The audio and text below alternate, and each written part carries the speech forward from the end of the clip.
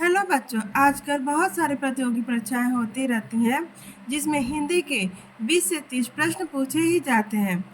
तो आज मैं आप लोगों के सामने अप्राणीवाचक पुल्लिंग हिंदी के शब्द लेकर आई हूँ। बहुविकल्पी प्रश्नों में ऐसे प्रश्न बहुत ज़्यादा कंफ्यूज करते हैं, इसलिए मैंने ऐसे शब्दों को लेकर आई हूँ जो एक बार पढ़ने से आपको इसकी अच्छी जानकारी मिल जाएगी और आप कंफ्यूज भी नहीं होंगे और आपको ज़्यादा दिनों तक याद भी रहेंगे। तो चलिए देखा जाए। यहाँ देखिए बच्चों, शरीर के अवयवों के नाम पुल्लिंग होते हैं। अवयव यानी अंगों, शरीर के अंगों के नाम पुल्लिंग में आते हैं, जैसे कान, मुंह, दांत, ओठ, पाँव, हाथ, गाल, मस्तिष्क, तालू, बाल, अंगूठा, मुक्का, नाखून, नथना, गट्टा इत्यादि। ये सब किस में आते हैं? पुल्लिंग में आते हैं। पुल्लिंग शब्दों में ये सब आते हैं। शरीर के अंगों के नाम ये सब पुल्लिंग में आते हैं। और कुछ शब्द ऐसे हैं जो स्त्रीलिंग में आते हैं, तो उनको भी देख लिया जाए कि वह कौन से शरीर के अंग हैं जो स्त्रीलिंग में आते हैं। तो कोहनी, कलाई, नाक, आँख, जीभ, ठोड़ी, खाल, बाह, नस, हड्डी, इंद्रियां और काक, ये सब स्त्रीलिंग में आते हैं। अब देखिए, रत्नों के नाम भी पुल्लिंग में ही होते हैं।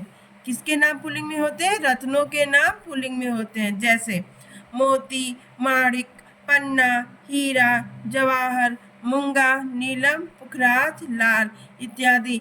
ये सभी रत्न पुल्लिंग शब्द में आते हैं। और चांदी, लेकिन चांदी स्त्रीलिंग में आती है।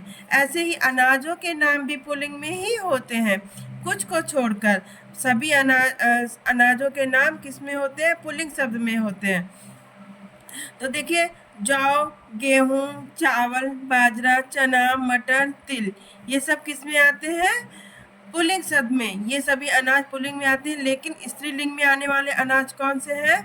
मकई, ज्वार, मूंग, खेसारी, ये सभी स्त्रीलिंग में आते हैं। अब देखिए, पेड़ों के नाम भी पुल्लिंग में ही होते हैं, जैसे पीपल, बड़, देवदारू, अमरूद, शरीफा, नींबू, अशोक, तमाल, सेब, अखरोट, ये सब पुल्लिंग, ये सभी पेड़ पुल्लिंग में आते हैं। अब देखिए, कुछ पेड़ ऐसे होते हैं जो स्त्रीलिंग में आते हैं, जैसे लीची, नाशपाती, नारंगी, खिरनी आदि, ये सब स्त्रीलिंग में आते हैं। अब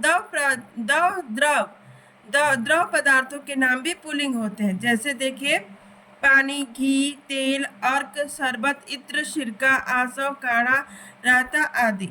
ये सभी द्रव पदार्थ पुल्लिंग शब्द में होते हैं। और स्त्रीलिंग में द्रव पदार्थ में कौन आते हैं? चाय और स्याही, ये स्त्रीलिंग में होता है।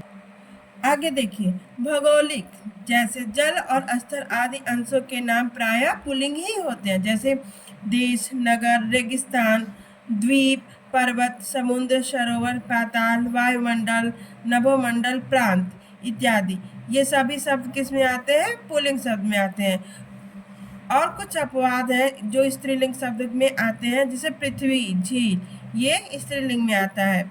यदि आप लोग को ऐसी जानकारियाँ और चाहिए तो कमेंट बॉक्स में कमेंट कर सकते हैं। तब तक के लिए धन्यवाद।